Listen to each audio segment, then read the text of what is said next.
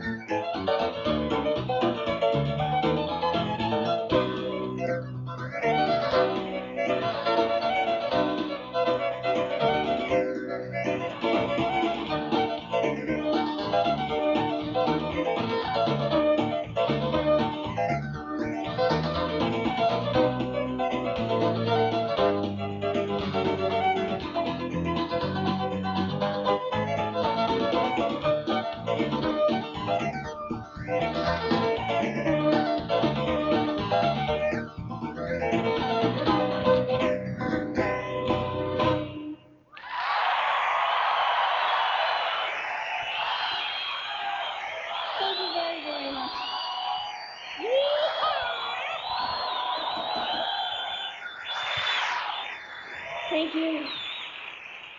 Wow. Thank you. And I'm so sorry for those people who are just listening on the radio because they can't see you jumping around and dancing, doing all that wild stuff while you're playing this amazing fiddle music. It's great. Well, they'll just have to It's imagine. exciting. You'll have to describe it to them. We'll give them a play-by-play. Actually, you better not.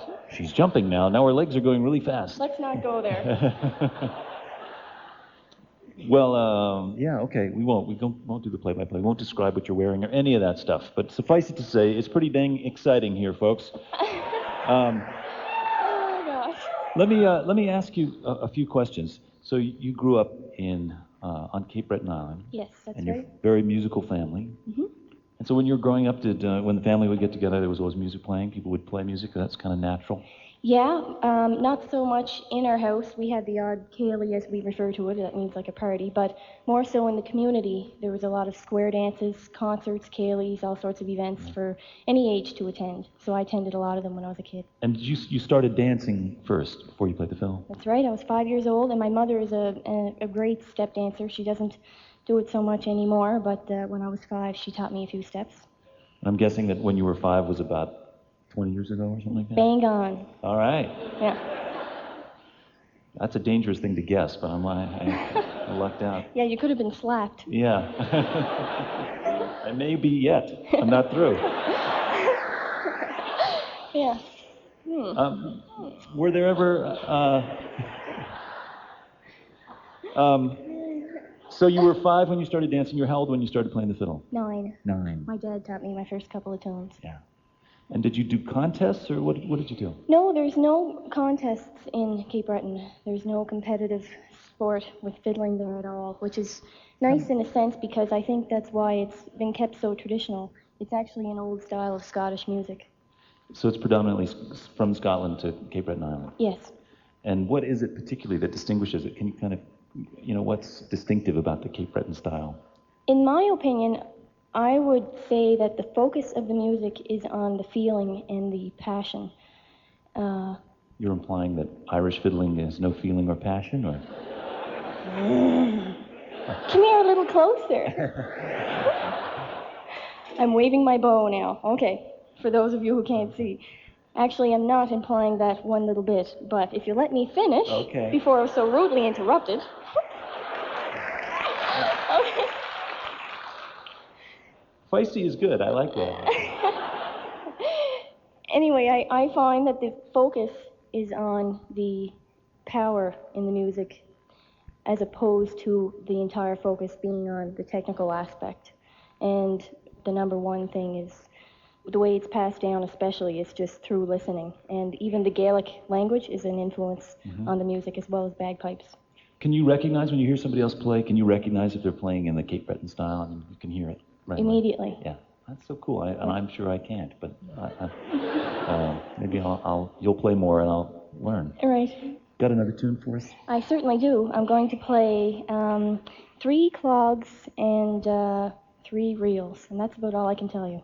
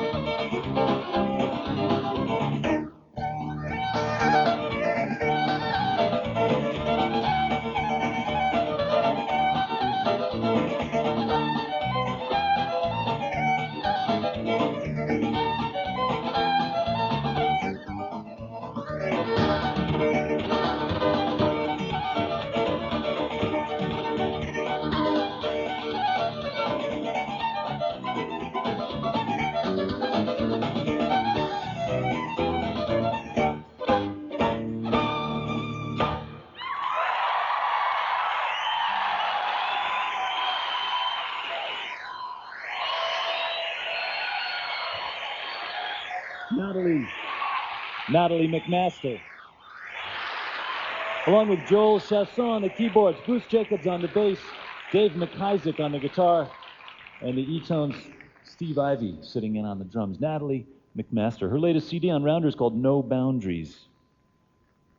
Your visit to E-Town is made possible in part by Standard Homeopathic Company, makers of homeopathic medicines, including Walker Singles and Highlands Teething Tablets and Calms Forte. Standard Homeopathic, American homeopathy since 1853. You're listening to E-Town. You're listening to E-Town here on Classical 88.5 WYSU-FM, Youngstown.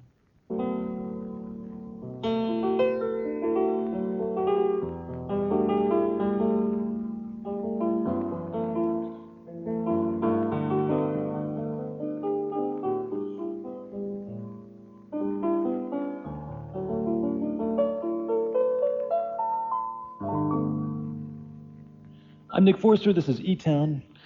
Feeling kind of relaxed after that lovely interlude.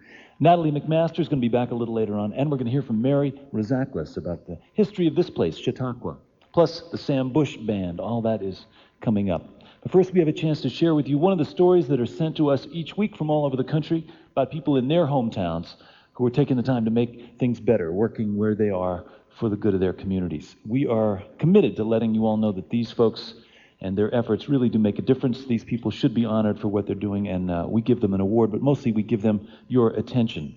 So here's Helen to tell you about the winner of this week's E-Achievement Award, made possible by the folks at Tom's of Maine. Thank you, Nick. This week's story was emailed to us. It was by Dr. Nanine Henderson of Louisville, Kentucky. That's where Sam Bush lived for many years. Nanine listens to E-Town there on WFPL, and she writes, I realized that there's a wonderful program here in Louisville that might make a nice candidate for the E-Achievement Award. It's called The Healing Place. It's a non-medical detox program, homeless shelter, and free clinic for both men and women. As a physician, I'm fortunate to volunteer in this clinic and to bring my sons, ages 27 and 20, to contribute also. We've gained much more than we've given in working with these wonderful people who are trying to make changes in their lives. The success rate of this program is incredible, and much of the success can be attributed to the love and support of Dale Duvall, who runs the program firsthand. Sincerely, Nanine Henderson. Now, Nick, we were able to reach Dale by phone. He's waiting to tell us more about how they're helping people in need. So please join me in welcoming from Louisville, Kentucky, Mr. Dale Duvall.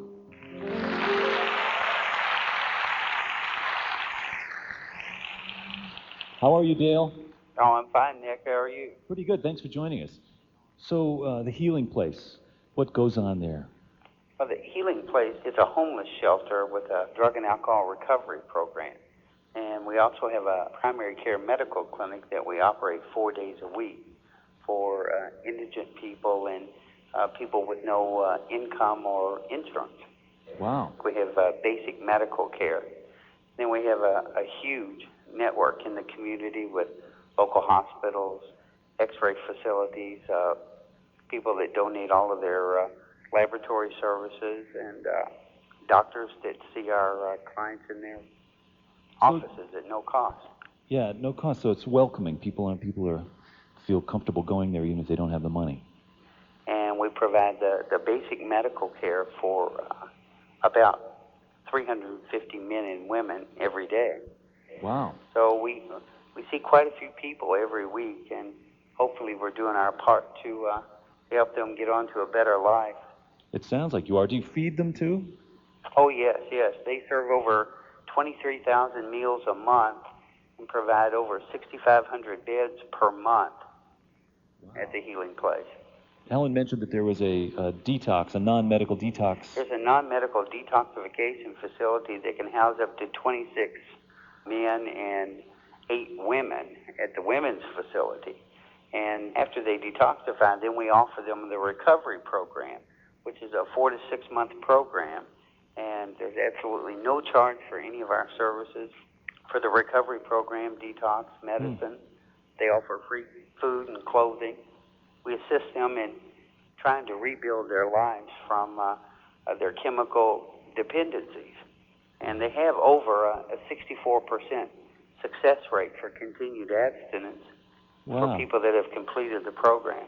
That sounds really high. This program is a recovery program. It's a mutual help program where they're helping each other on a day-to-day basis maintain their sobriety. How many people volunteer? From the medical side, we have over 75 volunteers, but throughout the entire system there, we probably have 250 volunteers that help with fundraising and donations and just to get money. We have no federal money, no state money. Everything is a lot of hardworking, dedicated people that love what they do that make this a success. Yeah, well, it sounds like you are certainly one of those people. I wish you a lot of great luck and success, Dale. I appreciate you taking the time to talk with us, and it really sounds like a successful project already. Well, we're very proud of it. Well, congratulations. We're going to send you a framed Achievement Award certificate to acknowledge all your efforts and your volunteers' efforts. And certainly if any of our listeners want to know more about what you're doing, we'll be sure to put them in touch with you. Well, thank you very much, Nick. Thank you, Dale. Congratulations. Thank you. That's Dale Duvall from the Healing Place.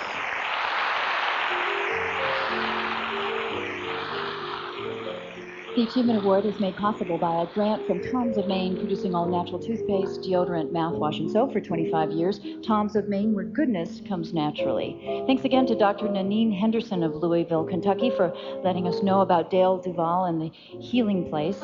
We have a copy of E-Town's first compilation CD, E-Town Live, and also some Tom's of Maine personal care products are headed out in the mail to the good doctor. To the rest of you listening out there, if you have an idea of someone you've read about or know firsthand who sounds right for the Achievement Award, send in their story and we'll put them on the air. You can reach us by way of the net, etown@usa.net, or write to us the old-fashioned way at Box 954, Boulder, Colorado, 80306. Thanks a lot, Helen. It's the Achievement Award. Natalie McMaster is going to be back in a little while. We're going to visit with Mary Rosaklis to tell us more about the whole Chautauqua experience. Right now, I want to introduce you to our next guest. Our next guest is a very, very good friend of mine. You know, in the same way, kind of, that Natalie McMaster grew up in the thick of the musical tradition in Cape Breton Island, you know, with her family and so on, playing music. Sam Bush grew up surrounded by a musical tradition, kind of a deep part of his native Kentucky. Took the music of Bill Monroe, bluegrass music, and added his own mark. He's original, distinctive American musician. He's here with us with his own band to play some tunes from his newest record. Please welcome back to E-Town from Nashville, Tennessee, the Sam Bush Band.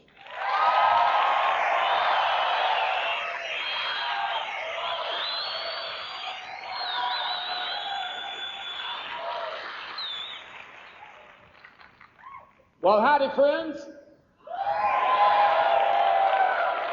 Welcome to our contribution to E-Town. We'll do a little instrumental for you now. This is called Funk 42.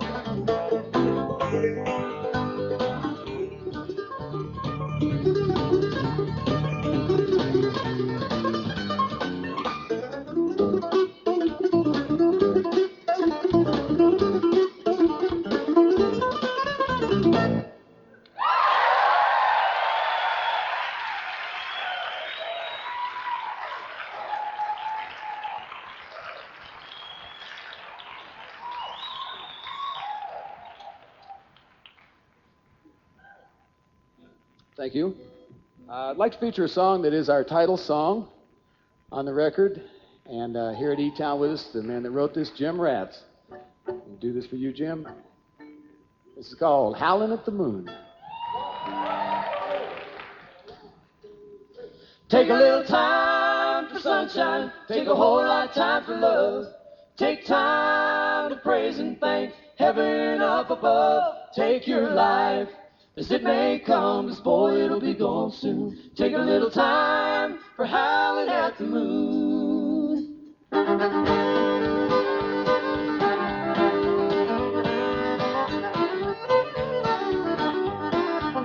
Somebody said, keep your eyes open, gotta keep your feet on solid ground. You gotta take time to take a real good look at everything you found. Take your life as it may come, 'cause boy, it'll be gone soon. Take a little time for howling at the moon. Take a little time for sunshine. Take a whole lot of time for love. Take time to praise and thank heaven up above. You gotta make music. Gotta make music. Raise your voice with joy every day. You got a lot to live. You got a lot of time to stay.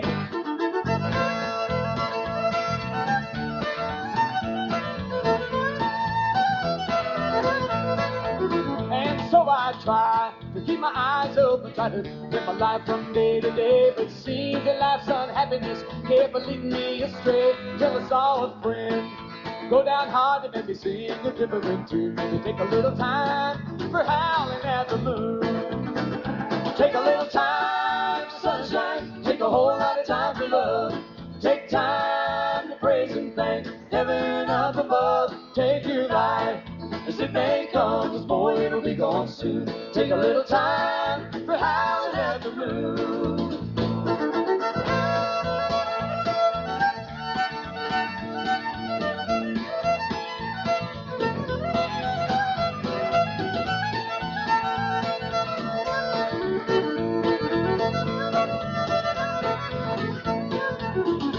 Take a little time for sunshine. Take a whole lot of time for love. Take time to praise and thank heaven up above. You gotta make music. Gotta make music. Raise your voice, it'll be gone soon. Take a little time for howling at the moon. Take a little time for sunshine. Take a whole lot of time for love.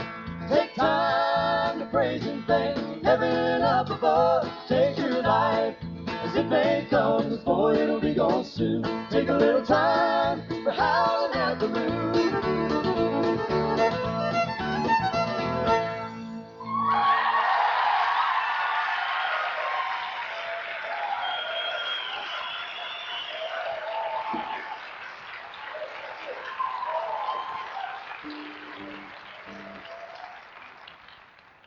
I'm Nick Forster.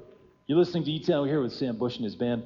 Sam, kind of like Natalie McMaster, you know, you started doing this at a pretty early age. You don't look like Natalie, but you started at an early age. The hair is... We have the same haircut. Yeah?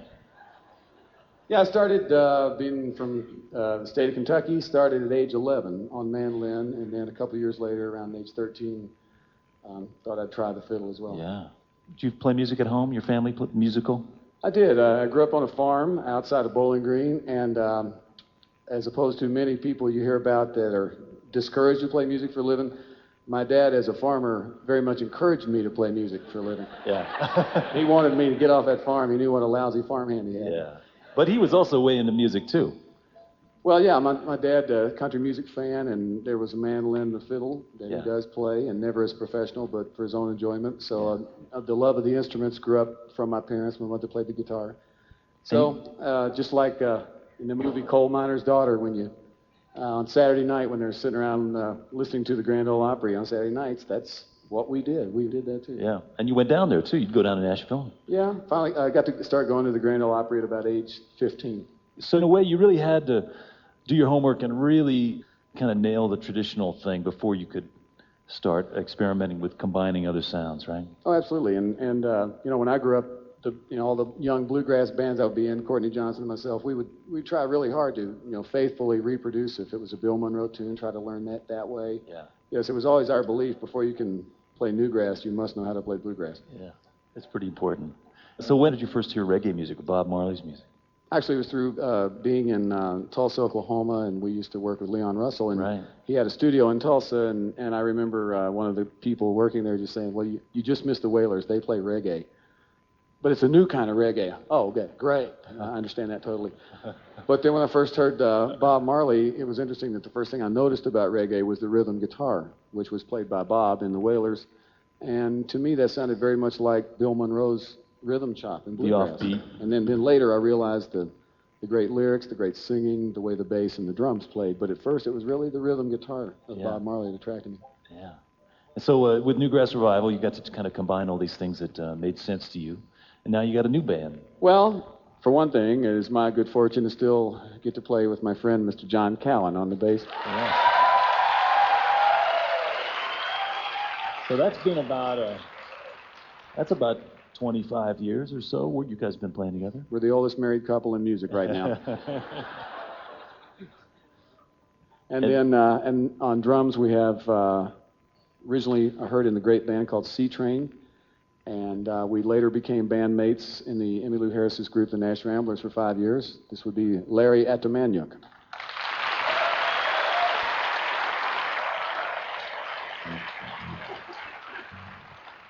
And also in the Nash Ramblers for the 5 years. So it's kind of like this whole band here. We've been around each other for years, and just much to my good fortune that on the guitar also was a Nash Rambler, Mr. John Randall Stewart.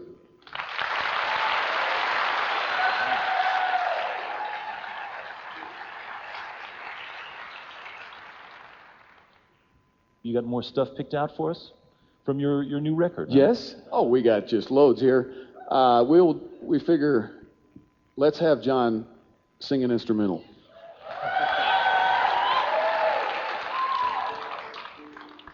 It's written by our friend Bob Lucas, called Crossing the Transippi.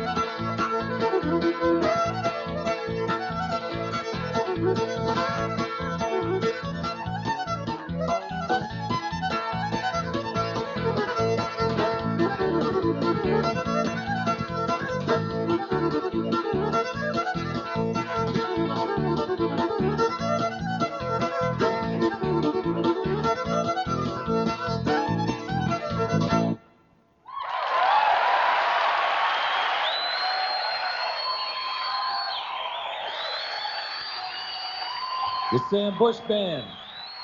Mr. Sam Bush on the mandolin and fiddle, John Cowan on the bass, John Randall Stewart on guitar, Larry Adamenuik on the drums. The Sam Bush Band. Their latest CD is called Howlin' at the Moon on Sugar Hill Records. This portion of E-Town is made possible by Sage Arts, supporting the arts through excellence in recording in the Pacific Northwest. You're listening to E-Town. You're listening to E-Town here on Classical 88.5 WYSU FM, where the Thistle and Shamrock is next at 7.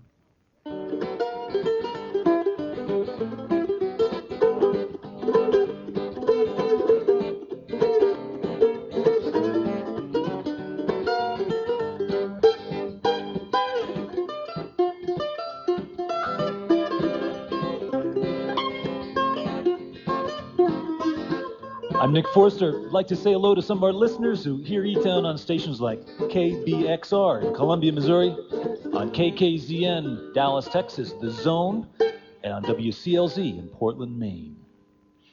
Thanks, Sam, John Randall Stewart. You're listening to E-Town. Natalie McMaster is going to be back with more music in just a few minutes.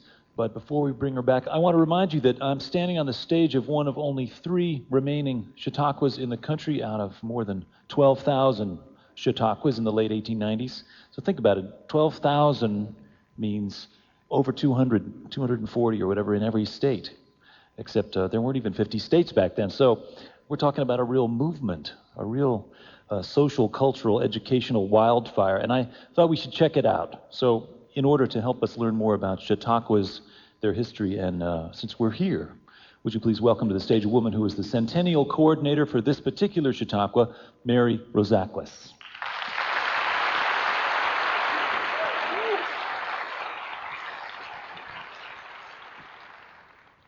So let's start with the name Chautauqua. I'm assuming that's an Indian name. Well, we think it's a Seneca word that means 2 moccasins tied together, which is the shape of the lake at Lake Chautauqua in New York, which was where the first Chautauqua was founded. So what happened? There was this first one in Western New York, the Chautauqua, that spread as a means of bringing culture, music, and ideas to rural America?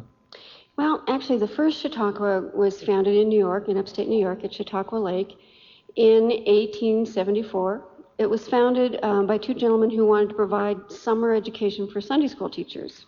And a lot of the early Chautauquas had sort of a religious Protestant overtone, non-denominational, non-evangelical, but pretty straight-laced. Pretty high-minded stuff. Yeah.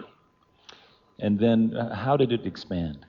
Well, the idea sort of took hold in the 1880s, 1890s, and around the turn of the century. It's important to remember what the United States was like.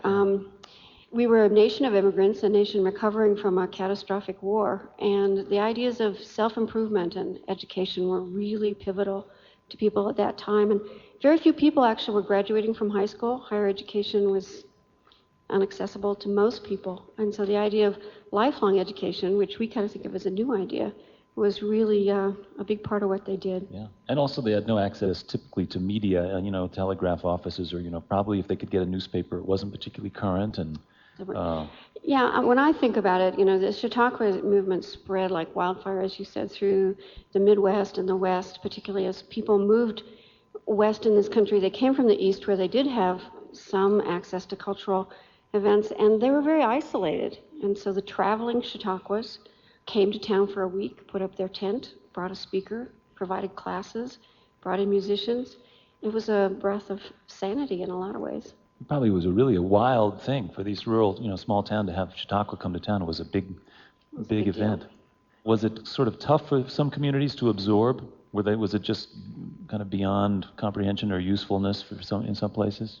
Well, I think the Chautauquas varied a lot. In some places they were quite high-minded. In other places, and particularly towards the 1920s, they became much more sort of vaudevillian rather than political or cultural.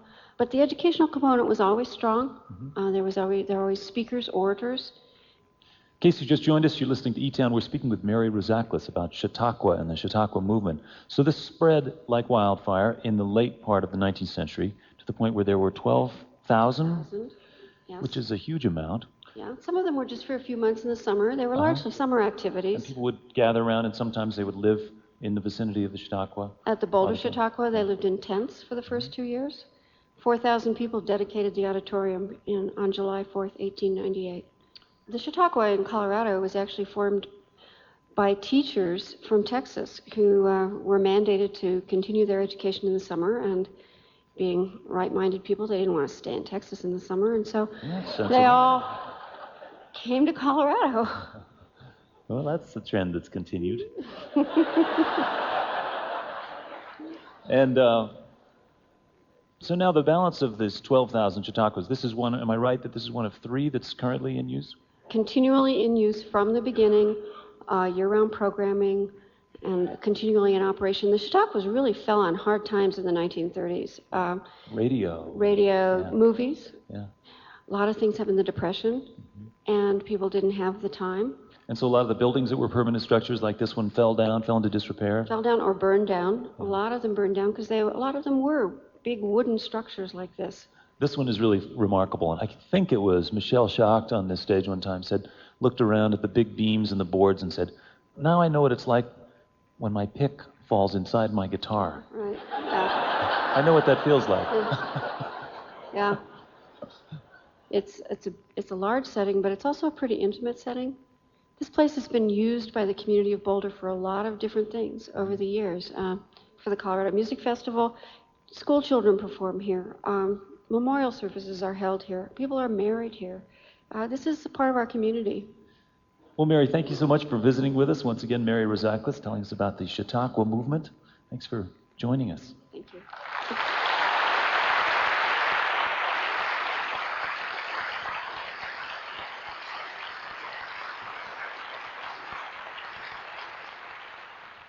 Natalie McMaster is back with us in E-Town. She's got her band Joel Chasson on the keyboards, Bruce Jacobs on the bass, Dave McIsaac on the guitar. Wonderful guitar player. I mean, I'm just partial to that stuff, of course.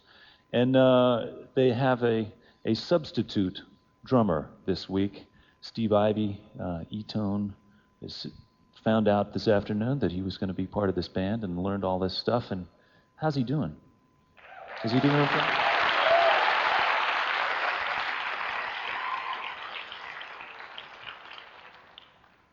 You just moving some wires around and microphones and stuff so you have room to dance?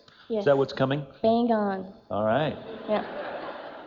Anyway, I look forward to seeing you dance, and I want to just invite once again our radio audience to envision this energetic performance you're about to hear. What people have seen on TV in the sort of river dance and that kind of enthusiastic contemporary dancing in this kind of style, it's cool. Thank you. Here it comes, Thanks right? a lot.